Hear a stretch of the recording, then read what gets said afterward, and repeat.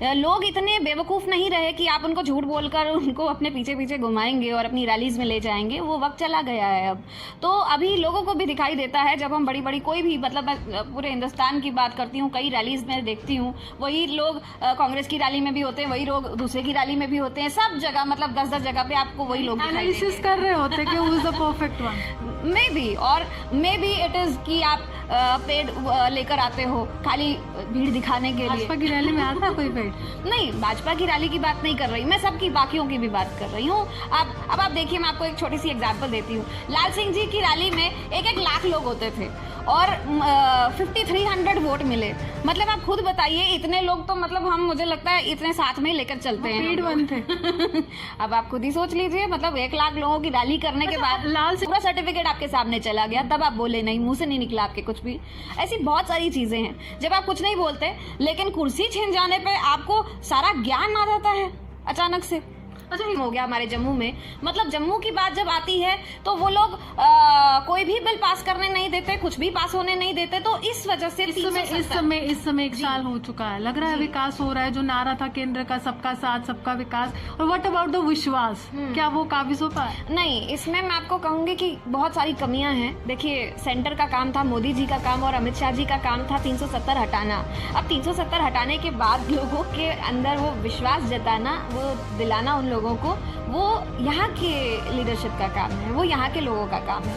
अब में कमी है काम करने, मतलब अगर नहीं आज तक हम विश्वास दिला पाए तो कहीं ना कहीं कुछ ना कुछ कमी जरूर है। उस कमी को सुधारना चाहिए, उस कमी को सुधारना ही होगा। लेकिन फिर दावेदारी क्यों है दीदी जी? दावेदारी क्यों कि जम्मू के लोगों के लिए भाजपा बैठी है, एमएलए इनको मिलते हैं, पक्ष इनको मिलता है, फिर विपक्ष इन पे निशाना साधता है। जब इनके एमएलए थे तब भी इन्होंने कुछ नहीं किया। अभी सेंट्रल गवर्नमेंट को आप जाकर रिपोर्ट तलब करते हैं, जनाब खुशहाली है, सब कुछ अच्छा है, तो व्हाट अबाउट दी एम्प्लॉयमेंट? यहाँ पर रोजगार नहीं। हाँ, ये बहुत अच्छी आपने एक बात बोली कि सेंट्रल गवर्नमेंट को जाके बोलते हैं यहाँ सब कुछ ठीक है, खुशहाली है। यही एक प्रॉब्लम है। सबसे बड़ी प्रॉब्लम ही यही है कि ये सेंटर में जाकर बोलते हैं सब कुछ ठीक ठाक है, यहाँ पर जम्मू कश्मीर को किसी चीज की जरूरत नहीं है। जबकि बात ये होनी चाहिए कि हमारा जम्मू कश्मीर इस वक्त सड़क पर है।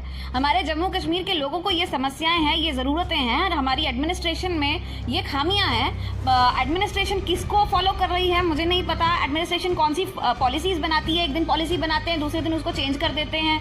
मतलब ये हम क्या कर रहे हैं? What is this going on in Jammu Kashmir? क्यों झूठ का आईना? क्या वोटों के लिए महज जम्मू के लोगों का यहाँ पर इस्तेमाल किया जाए? देखिए, अगर झूठ का है भी तो मैं आपको ये बता दूं कि आजकल जम्मू कश्मीर के यूथ हैं या बड़े भी जो भी हैं, लोग इतने बेवकूफ नहीं रहे कि आप उनको झूठ बोलकर उनको अपने पीछे पीछे घुमाएंगे। सबसे बड़ा निशाना यही साधता है कि हमें मौका नहीं मिलता है प्रधानमंत्री से मिलने का, गृह मंत्री से, लेकिन अल्ताफ बुखारी को मिल जाता है, तो वो एक जहन में आ रहा है। किसी को भी मिल सकता है, ऐसा नहीं। अभी तो खैर कोरोना है, अदरवाइज किसी को भी मिल सकता है। मैं इन सबसे बोलती हूँ, किसी को मौका चाहिए होगा तो आप जरूर बताएं, और एक तरीका है उसका, वो जरूर मिलता है। क्यों नहीं मिलते? प्रधानमंत्री जी भी मिलते हैं, बाकी सब भी मिलते हैं, हर कोई मिल सकता है। आप उनके साथ पूरी अपनी बात रख सकते हैं, ऐसी कोई बात नहीं है। कोई मिलने की कोशिश करेगा तो वो मिलेंगे ना।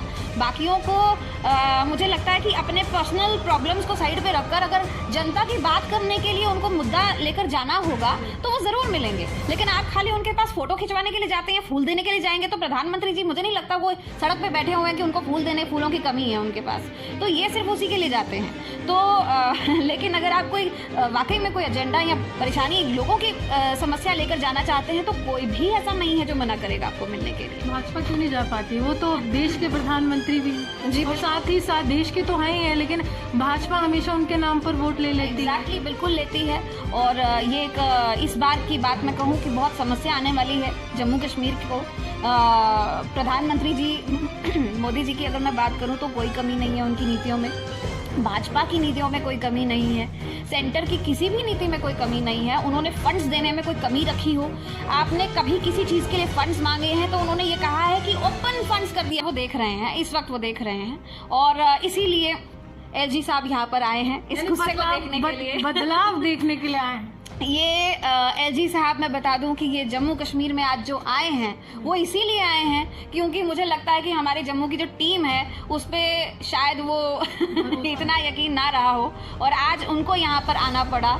एक पॉलिटिशियन को यहाँ पर, एक गद्दावर नेता को हमारे जम्मू कश्मीर में आना पड़ा है। जाहिर सी बात है उनके आगे बहुत चैलेंजेस आएंगे, लेकिन सियासी गतिविधियां इससे जो पूर्ण विराम था, ठप पड़ी हुई थी, आगे बढ़ेंगी। इलेक्शन का दौर जो कहीं ना कहीं बातें की जा रही है। जी देखो, इलेक्शंस की भी अगर मैं बात करूं तो Jammu Kashmir is in dire need of elections, मतलब लेकिन कोरोना की वजह से शायद हम इसको अभी एक्सपेक्ट नहीं कर पाएंगे। बिहार में भी ऐसी बातें हो रही थी, लेकिन बिहार में आप आगे जा रहे हैं, पश्चिम बंगाल में जा रहे हैं। जी, बट मैं उसके लिए भी यही कहूंगी कि जम्मू कश्मीर के बारे में भी ऐसा ही सोचें, लेकिन कश्मीर बहुत बुरे हालातों में है इस वक्त, आप देख सकते हैं, और जम्मू भी अभी वैसा ही कुछ हो चुका है, लेकिन कश्मीर में कुछ ज़्यादा हालात खराब हैं कोरोना की वजह से, और बाकी चीज़ों से भी आप जानते हैं। आखिरी सवाल करूँ, कितना कॉन्फिडेंस है कि भाजपा दोबारा उतने ही एमएलए लेकर आएगी जितने पहले थे? देखिए, भाजपा में कोई प्रॉब्लम नहीं है, मोदी जी की नीतियों में कोई प्रॉब्लम नहीं है। आज भी भाजपा के नेताओं को ये मुझे लगता है अपने आप में सुधार लाना पड़ेगा कि जो कुछ गलतियां हुई हैं उन्हें सुधारें,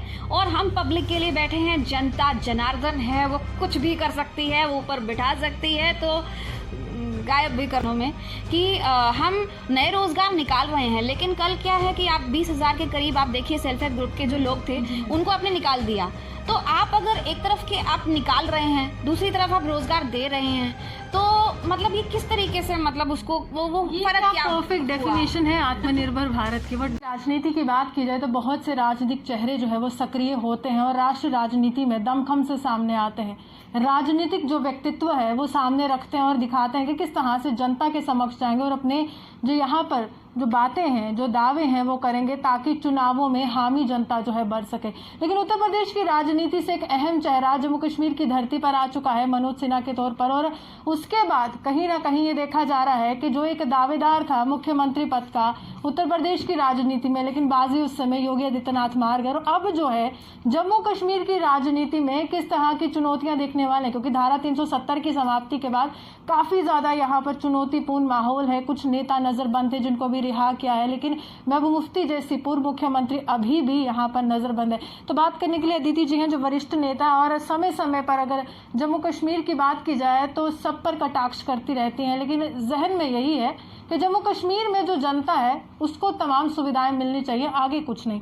तो क्या लगता है कि बिगेस्ट चैलेंजेस है, चुनौती है, क्या लगती है? एक पॉलिटिकल लीडर है, इससे पहले एडमिनिस्ट्रेटिव ऑफिसर आए जीसी मुर्मू, उसके बाद ये पॉलिटिक्स का कुछ अलग यहाँ पर उथल पुथल देखने को मिलेगी? जी देखो, सबसे पहले तो मैं कहूँगी कि जो हमारे मनोज सिन्हा जी, ये एक पॉलिटिशियन है और इन्हें मालूम है कि जनता के साथ कैसे चलना है, और ये सबसे पहली बात ये जानते हैं कि ज़मीनी स्तर के एक नेता हैं, बहुत ही गद्दावर नेता माने जाते हैं ये, और इनके बारे में अगर कहें तो मतलब बहुत प्रॉम्प्ट एक्शंस लेने वाले हैं, जिसको जम्मू कश्मीर को इस वक्त जिसकी सबसे ज़्यादा ज़रूरत है, और इसी उम्मीद के साथ इस वक्त जम्मू कश्मीर हम सब लोग उनकी तरफ देख रहे हैं। और इसके साथ साथ मतलब ईमानदारी में अगर मैं कहूँ, ऑनेस्टी, जम्मू कश्मीर में इस वक्त एक ऑनेस्ट लीडर की ज़रूरत है। तो हम उन्हें एक एडमिनिस्ट्रेटर, एक मैं कहूँगी एक लीडर की तरह भी हम इस वक्त उनकी तरफ देख रहे हैं। और जबकि बात करें, जैसे आप कहें कि चैलेंजेस की, तो मुझे लगता है कि यूपी जैसे राज्य में जो रहा हो, उसके लिए चैलेंजेस फेस करना कोई बड़ी बात नहीं है। और जम्मू कश्मीर में अगर चैलेंजेस की बात की जाए तो मुझे नहीं लगता कि जो जैसे पुरानी एनसी पीडीपी जो आज लोग अंदर भी बैठे हैं, तो जो कॉम्प्लिकेशंस उन्होंने शुरू की हैं या जो कॉम्प्लिकेशंस उनके रहते हुई हैं, मुझे लगता है कि उनके बिना उन्हें हल करना कोई इतना ज़्यादा मुश्किल काम है नहीं। जम्मू तो एक छोटा सा शहर है, आप जानते हैं। कश्मीर की बात करें तो जनता आज की डेट में पीस चाहती है, यूथ जो है वो आज की डेट में पीस चाहता है, कोई भी। लेकिन मैम, उनका एक बयान है, जरा उस पर भी जिक्र करते हैं कि 70 ईयर्स में, पिछले 70 साल में जम्मू कश्मीर को क्या मिला, इसमें चिंतन करनी चाहिए। तो बड़ा सवाल ये भी है कि भाजपा व पीडीपी की भी सरकार थी, तो उस सरकार में जम्मू कश्मीर को क्या मिला? देखिए, अगर हम पहले की बात करें, जाहिर सी बात है, जब पुराने वाले जो भी आज तक हम टेररिज्म या किसी भी चीज़ को आप जानते हैं, जम्मू कश्मीर एक डिस्टर्ब स्टेट है और पूरे दुनिया में एक ये मैटर आपको पता है एक बहुत बड़ा इशू है या। लेकिन अगर हम बात करें कि बीडीपी और भाजपा की कोलिशन की, तो ऑफ कोर्स ये एक दो विचारधाराएं बिल्कुल एक्सट्रीम ऑपोजिट्स की थी। तो इस वजह से शायद वो कोलिशन दूर तक चला नहीं, जबकि मतलब हम जम्मू के लोगों की बात करते थे और वो विभाजन की बात करते थे। तो मुझे लगता है कि जम्मू और कश्मीर कोई अलग अलग हमें नहीं लेना चाहिए, ये दोनों एक ही हैं। और इतने सालों से जो मतलब कई चीज़ों में, मतलब मैं वर्ड्स यूज़ नहीं करती वो वाले, लेकिन हिंदू मुस्लिम टाइप की मतलब ये चीज़ें करके इन दोनों में आपस में जब पीडीपी के नेताओं से ये सवाल किया जाए कि कोलिशन चला क्यों नहीं, उनका यही कहना था कि कॉमन मिनिमम प्रोग्राम में सीधे तौर पर यहाँ पर कहा गया था कि धारा 370 की समाप्ति नहीं होगी, उसके लिए हम सामने आए थे। उसके बाद अचानक क्या होता है कि इनको इलेक्शन में जाना होता है, अपना चुनावी एजेंडा फुलफिल करना होता है और हमारे साथ कोलिशन तोड़ के इन्होंने दिखाया कि हम देश विरोधी हैं। जब कॉमन मिनिमम प्रोग्राम साइन हुआ था तब पीडीपी देश विरोधी नहीं थी, उनका कहना है, लेकिन अचानक हम पर देश विरोधी का धब्बा चला। बिल्कुल लगना ही था, क्योंकि देखिए 370 मैटर तब तक हम बंद रख सकते थे जब तक उसका असर लोगों पर नहीं था। जब तक हम देखिए पीडीपी बीजेपी सत्ता में आई, 3.5 साल रही और 3.5 सालों में ये देखा भाजपा ने कि जम्मू कश्मीर को 370 हटाने की जरूरत है। मतलब हम जो भी डिसीजन सेंटर में लेते हैं वो यहाँ पर क्यों लागू नहीं होता। जब यहाँ पर असेंबली में उसके ऊपर बात होती है तो जो पीडीपी है वो उसे पास होने ही नहीं देती। ऐसी बहुत सारी चीजें हैं। मतलब मैं आपको किस किस चीज की बात बताऊं, डोगरा सर्टिफिकेट खत्म हो गया हमारे जम्मू में। मतलब जम्मू की बात जब आती है तो वो लोग कोई भी बिल पास करने नहीं देते, कुछ भी पास होने नहीं देते। तो इस वजह से इस समय 1 साल हो चुका है, लग रहा है विकास हो रहा है। जो नारा था केंद्र का सबका साथ सबका विकास, और व्हाट अबाउट द विश्वास, क्या वो काबिज हो पाया? नहीं, इसमें मैं आपको कहूंगी कि बहुत सारी कमियां हैं। देखिए सेंटर का काम था, मोदी जी का काम और अमित शाह जी का काम था 370 हटाना। अब 370 हटाने के बाद लोगों के अंदर वो विश्वास जताना, वो दिलाना उन लोगों को, वो यहाँ के लीडरशिप का काम है, वो यहाँ के लोगों का काम है। अब में कमी है काम करना। मतलब अगर नहीं आज तक हम विश्वास दिला पाए तो कहीं ना कहीं कुछ ना कुछ कमी जरूर है। उस कमी को सुधारना चाहिए, उस कमी को सुधारना ही होगा। लेकिन तो फिर दावेदारी क्यों अदिति जी, दावेदारी क्यों कि जम्मू के लोगों के लिए भाजपा बैठी है, एमएलए इनको मिलते हैं, पक्ष इनको मिलता है, फिर विपक्ष इन पे निशाना साधता है। जब इनके एमएलए थे तब भी इन्होंने कुछ नहीं किया। अभी सेंट्रल गवर्नमेंट को आप जाकर रिपोर्ट तलब करते हैं, जनाब खुशहाली है, सब कुछ अच्छा है, तो व्हाट अबाउट दी एम्प्लॉयमेंट, यहाँ पर रोजगार नहीं। हाँ, ये बहुत अच्छी आपने एक बात बोली कि सेंट्रल गवर्नमेंट को जाके बोलते हैं यहाँ सब कुछ ठीक है, खुशहाली है। यही एक प्रॉब्लम है। सबसे बड़ी प्रॉब्लम ही यही है कि ये सेंटर में जाकर बोलते हैं सब कुछ ठीक ठाक है, यहाँ पर जम्मू कश्मीर को किसी चीज की जरूरत नहीं है। जबकि बात ये होनी चाहिए कि हमारा जम्मू कश्मीर इस वक्त सड़क पर है। हमारे जम्मू कश्मीर के लोगों को ये समस्याएं हैं, ये जरूरतें हैं, और हमारी एडमिनिस्ट्रेशन में ये खामियां हैं। एडमिनिस्ट्रेशन किसको फॉलो कर रही है मुझे नहीं पता। एडमिनिस्ट्रेशन कौन सी पॉलिसीज बनाती है, एक दिन पॉलिसी बनाते हैं, दूसरे दिन उसको चेंज कर देते हैं। मतलब ये हम क्या कर रहे हैं? What is this going on in Jammu Kashmir? क्यों झूठ का आईना? क्या वोटों के लिए महज जम्मू के लोगों का यहाँ पर इस्तेमाल किया जाएगा? देखिए अगर झूठ का है भी तो मैं आपको ये बता दूं कि आजकल जम्मू कश्मीर के यूथ हैं या बड़े भी जो भी हैं, लोग इतने बेवकूफ नहीं रहे कि आप उनको झूठ बोलकर उनको अपने पीछे पीछे घुमाएंगे और अपनी रैलीज में ले जाएंगे। वो वक्त चला गया है अब। तो अभी लोगों को भी दिखाई देता है जब हम बड़ी बड़ी कोई भी, मतलब मैं पूरे हिंदुस्तान की बात करती हूँ, कई रैलीज में देखती हूँ, वही लोग कांग्रेस की रैली में भी होते हैं, वही लोग दूसरे की रैली में भी होते हैं, सब जगह मतलब 10-10 जगह पे आपको वही लोग एनालिसिस कर रहे होते कि who is the perfect one. May be, और मे बी इट इज कि आप पेड लेकर आते हो खाली भीड़ दिखाने के लिए। भाजपा की रैली में आता कोई पेड? नहीं, भाजपा की रैली की बात नहीं कर रही मैं, सबकी बाकियों की भी बात कर रही हूँ। अब आप देखिए, मैं आपको एक छोटी सी एग्जांपल देती हूँ। लाल सिंह जी की रैली में 1-1 लाख लोग होते थे और 5300 वोट मिले। मतलब आप खुद बताइए, इतने लोग तो मतलब हम, मुझे लगता है इतने साथ में लेकर चलते हैं। पेड वन थे। अब आप खुद ही सोच लीजिए, मतलब 1 लाख लोगों की रैली करने के बाद। लाल सिंह जी की आपने बात की, तो जिस तरह से उन्होंने पहले कहा कि ऑर्गेनाइजेशन एंड पॉलिटिकल ऑर्गेनाइजेशन में उसको तब्दील किया, लेकिन ऐसा क्या हो गया कि एक लीडर अगर जम्मू की आवाज बनकर आगे आ रहा था तो वो सीटों का रुझान या वोटों का रुझान उस खेमे में नहीं गया, उस वक्त भी भाजपा ने बाजी मार ली। यही बात मैं आपको समझा रही हूँ, लोग इतने बेवकूफ नहीं रहे अब। क्यों? क्योंकि आप 21 साल तक कुर्सी पर बैठे रहे, आपको हर तरह की कुर्सी दी, एमएलए बने, एमपी बने, सब कुछ बने, मंत्री बने, हर चीज बने आप, लेकिन आपको तब डुग्गर याद नहीं आया, तब आपको कुछ भी याद नहीं आया। आपसे इस्तीफा मांगा गया। एक्चुअली वो बोलते हैं कि मैंने इस्तीफा दे दिया नहीं है उन्होंने, उनसे इस्तीफा मांगा गया है। भाजपा ने उन्होंने इस्तीफा मांगा था, उन्होंने इस्तीफा मांगा और उनको मतलब कुछ मिनट्स में उनको डुग्गर याद आ गया। Now what kind of politics is this, मतलब आपको 21 साल मतलब कुर्सी पे बैठे बैठे आपकी जनता की याद नहीं आई, आपको बहुत सारी डोगरा सर्टिफिकेट आपके सामने चला गया, तब आप बोले नहीं, मुंह से नहीं निकला आपके कुछ भी। ऐसी बहुत सारी चीजें हैं जब आप कुछ नहीं बोलते, लेकिन कुर्सी छीन जाने पे आपको सारा ज्ञान आ जाता है अचानक से। अच्छा, एक बहुत बड़ा सवाल है, अब नेशनल पॉलिटिक्स पे जाऊंगी कि एक मुहिम जो थी रूप ले रही थी 8 अगस्त को, रोजगार दो मोदी सरकार, क्या लग रहा है बेरोजगारी दर में बढ़ोतरी हुई है देश में? और जम्मू कश्मीर का क्या हाल है उसमें? क्योंकि विपक्ष निशाना साध रहा है, लेकिन भाजपा के खेमे से आवाज यही आती है कि हम बैठे हुए हैं, कुछ चिंता नहीं करनी। देखो, एक बात है कि रोजगार तो किसी तरीके से, जैसे मतलब पहले 8,000 पोस्ट थी, फिर 20,000 निकाली गई हैं, दिस इज गुड।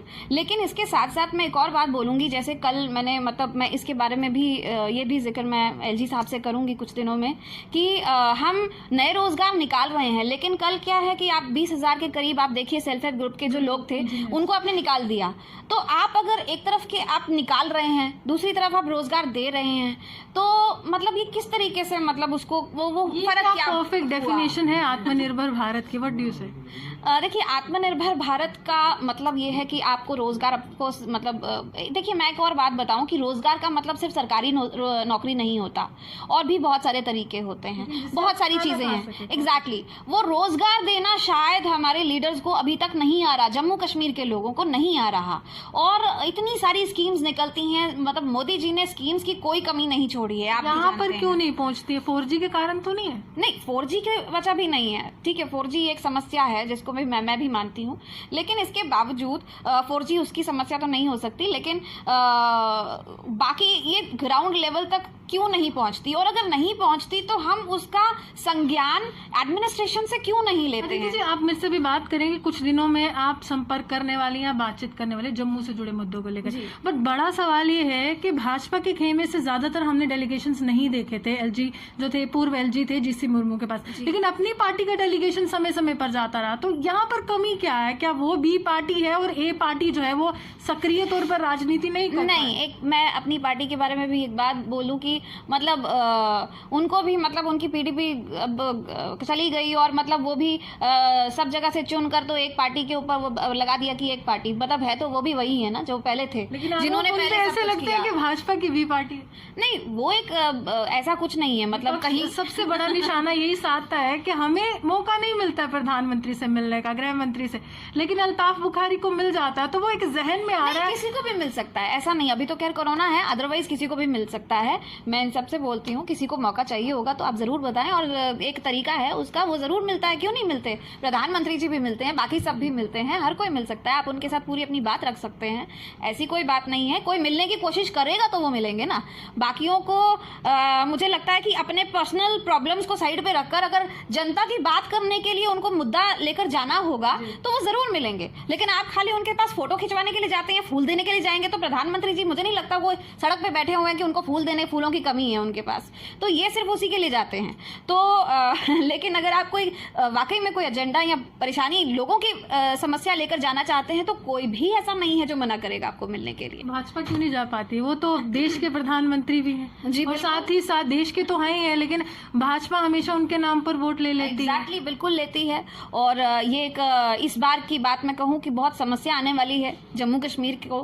प्रधानमंत्री जी मोदी जी की अगर मैं बात करूँ तो कोई कमी नहीं है उनकी नीतियों में, भाजपा की नीतियों में कोई कमी नहीं है, सेंटर की किसी भी नीति में कोई कमी नहीं है। उन्होंने फंड्स देने में कोई कमी रखी हो, आपने कभी किसी चीज के लिए फंड्स मांगे हैं तो उन्होंने ये कहा है कि ओपन फंड्स कर दिया कि आप जितना चाहें। अदिति जी, लगते कहाँ है वो? क्या ब्यूरोक्रेट्स में यहाँ पर कमी है, या यहाँ की जो लीडरशिप है जो समय समय पर ये दावेदारी करती है हर सवाल में जब भी, चाहे जुगल किशोर शर्मा हो, MP हो, जब भी मैं सवाल करती हूँ एक ही जवाब आता है कि प्रधानमंत्री के नेतृत्व में देश आगे बढ़ रहा है। लेकिन सवाल ये है, सर आपके नेतृत्व में क्या हो रहा है? तो वही यही जवाब है, प्रधानमंत्री के नेतृत्व में। जी हाँ, अभी तक तो हम उन्हीं के नेतृत्व में काम कर रहे हैं, इसमें भी कोई शक नहीं है। What about them? उनका बात ये है कि अब उनको पता चलना चाहिए कि जो लोग आपके साथ, आपके पीछे चल रहे हैं, वो आपके लिए चल रहे हैं, और आपकी वजह से वो आगे मतलब अपनी बात को रखने का एक तरीका समझते हैं कि आप अपनी उनकी बात आगे तक रखेंगे। इस समय जो एक स्थिति चल रही है, कोरोना काल है, आप जानती हैं, हर एक व्यक्ति अपने स्तर पर बचाव कर रहा है। महंगाई का दौर है, चरम सीमा पर है, आत्मनिर्भरता की बात हो रही है, लेकिन जमीनी स्तर पर जम्मू कश्मीर में दिख नहीं रही है।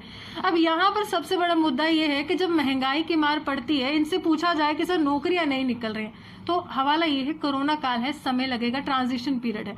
अब टोल प्लाजास का मैम विकास हो रहा है, उसकी रफ्तार में कमी क्यों नहीं आ रही? क्योंकि नौकरी में तो रफ्तार नहीं है, लेकिन इसमें कमी नहीं आ रही। और साथ ही साथ एक बड़ा सवाल है, national highway authority of India Hindustan की गवर्नमेंट के अधीन है, नितिन गडकरी केंद्रीय मंत्री हैं, तो यहाँ पर अभी तक जो चिट्ठी गई थी वो कारण क्या है कि वो पहुंच नहीं पाई, वहां से कोई जवाब नहीं आ पाया?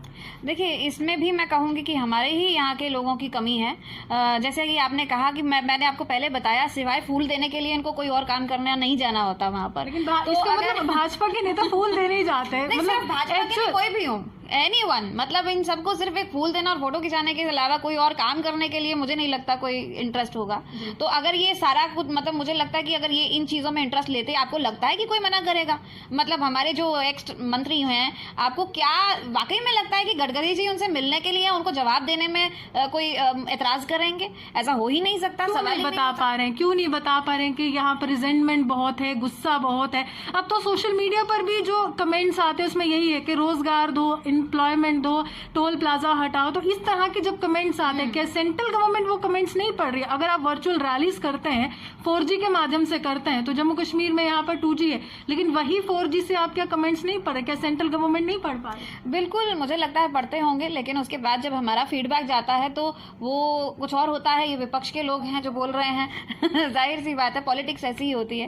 तो लेकिन खैर, वो एक अलग मैटर है कि आप कमेंट्स में आप ये कोई भी बोल सकता है कुछ भी, लेकिन हमारे जो यहाँ के जो लोग हैं, जिनको यहाँ पर बिठाया है, जो यहाँ की टीम है, उनको इसीलिए बिठाया कि यहाँ की जमीनी स्तर पे जो परेशानियां हैं वो कम से कम सॉर्ट आउट करो। देखिए, मैंने पहले भी कहा कि सरकारी नौकरी देना फिजिबल नहीं है किसी भी सरकार के लिए। सबको सरकारी नौकरी दे दें, हर घर में एक सरकारी नौकर हो, ऐसा नहीं हो सकता। लेकिन सरकार की कई सारी स्कीम्स हैं जिससे आप रोजगार खत्म कर सकते हैं। अब आप मुझे बताइए, मुद्रा लोन 50,000 का, 1 लाख रुपए का, कोई लेने में सक्षम ही नहीं है। आप भी नहीं ले सकते बिना गारंटर के। तो हम जिनके लिए वो आया था मुद्रा लोन, कुंदन लोन, ये सारे जितने भी वो आए थे, ये आप मुझे बताइए, जब ये कोई ले ही नहीं सकता तो फिर क्या फायदा? और ये क्यों नहीं ले सकते? क्योंकि हमारी यहाँ की जो लीडरशिप है वो उनसे अकाउंटेबिलिटी नहीं लेती, उनको अकाउंटेबिलिटी लेना नहीं आता है, वो जवाब नहीं मांगती। अगर कोई आपके पास आता है, कोई लीडर के पास आता है कि जी हमें ये चीज़ नहीं मिल रही, हमें स्कीम नहीं मिल रही, तो उसका काम है उसका जवाब ले। लेकिन आप उनको बस भेज देते हैं कि हो जाएगा, चल रहा है काम। या फिर आप किसी अधिकारी से बात करते हैं तो वो बोलते हैं कि इसका देख लेना। तो वो देख सकता है कोई? कौन देखना चाहता है? किसके पास वक्त है देखने का?